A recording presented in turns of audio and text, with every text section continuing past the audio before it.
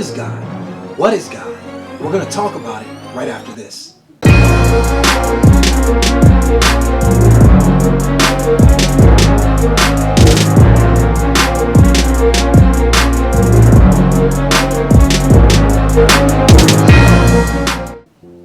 Hey, what's good everybody? I'm Curtis McFarland, and I'm one of the pastors and Bible teachers at Berean Church located in Thornton, Colorado. And I'm also the founder of Voice Ministries, and I want to thank you for joining us once again here on Voice TV.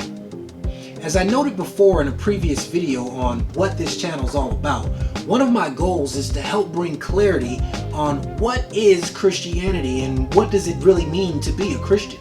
But as we do that, I think it's important first to start with the basics and build a foundation. I mean, yeah, I could just give you the information and answer that question, but remember, the goal is to provide clarity, helping the believer understand the why and the what. Why do you believe what you say you believe? Is it because of tradition? Is it because someone else told us? Why? At any rate, the question is, who is God or what is God? It seems like everybody got their own ideas about God. According to Google, there's over 4,200 religions in the world. Now, naturally, this presents a problem, and as a result, we typically find ourselves in one of three categories. For example, there are those who say we all worship the same God, just a different flavor. Or you might be someone who says that it doesn't really matter, God doesn't exist anyway, I'm not even dealing with that issue. Or maybe you're someone who understands that the very idea of God as the supreme being means that there can only be one God, and they just happen to believe, no matter what your religion is, that your God is the one true God. Now, if you're watching this video, chances are you find yourself in this third category. But if you have experience in either one of the first two categories, or if you know someone that has experience in those categories, would love to hear about it in the comments below. At any rate, this is usually the point where most Christians want to say, well, the Bible says in order to answer the question, who and what is God? But we're not going to do that just yet. That's for part two. You have to remember, you and I, we live in what's called a pluralistic society. We live in a society where there are competing ideas and worldviews, and according to the stats, a great many people in our society today either don't believe the Bible is true, or they don't believe that everything in the Bible can be trusted, maybe some, but not everything. So right now I just want to present some very simple, reasonable, and rational points to consider. Number one, the very idea of God means that it must be the supreme being. That's right, I said it. I'm not talking Bible yet. Just using basic common sense. With that said, as the supreme being, this can only mean that it is the creator of all that exists. Otherwise, it would not be the supreme being. Aristotle called this the uncaused cause. 2. Since God created mankind and all that exists, and mankind is not greater than God, then that can only mean that the love, intelligence, morality, and creativity of mankind must have been given to him by God. 3. Therefore, God must be a loving, intelligent, and moral creator.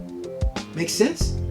Right? Simple common sense. Even though the Bible does declare this, you don't need to believe the Bible is true in order to understand that there is a supreme being or that God is real.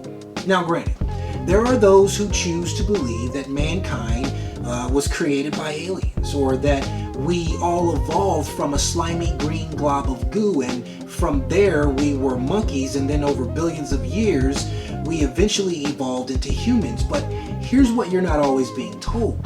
The scientific method is done through observation, and contrary to popular opinion, you can't just observe the past. You can only collect and gather what you believe is evidence, and from that you develop a conclusion or a theory. Consider this.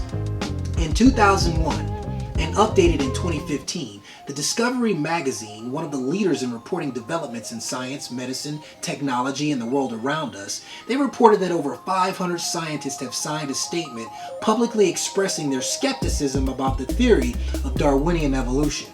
Not just a few scientists, but over 500 scientists. Now, many of these scientists were professors and researchers at major universities and research institutions such as MIT, Smithsonian, Cambridge, UCLA, UC Berkeley, Princeton, University of Pennsylvania, Ohio State, University of Georgia, University of Washington. These are serious hardcore scientists here. So I can't help but wonder, why would they do such a thing? Maybe it's because the theory of evolution is only a theory. It's not a fact. And the fact is, you cannot prove that God does not exist no more than you can prove that he does exist. All you can do is collect the evidence for your argument and attempt to come to some sort of logical conclusion. The truth is, at the end of the day, it requires just as much faith to be an atheist as it does to believe in God. Why? Because for the most part, it's all based on evidence. And I don't know about you, but as for me, it seems more reasonable to believe that I was created by a loving, moral, and intelligent being than to be a descendant of something that came from nothing. Unfortunately, most people don't take the time to research all the evidence for God's existence before choosing to believe in God's non-existence. This is why it's so important for so many Christians to understand, contrary to popular opinion, being a Christian is not about how and what you feel as much as it is about how and what you think. Therefore, to believe in God, to pray to God, and even to expect to hear from God is reasonable and rational. So that's the rationality of God's existence. Now it's time to ask the question, what kind of God exists? Coming up in part 2 of this video. I hope this video is giving you more clarity on what it is you believe and why you believe it. If it has helped, tell me about it in the comments below. Would love to hear about it. And if you like what I'm doing, then like this video, share this video, and please, by all means, subscribe to this channel.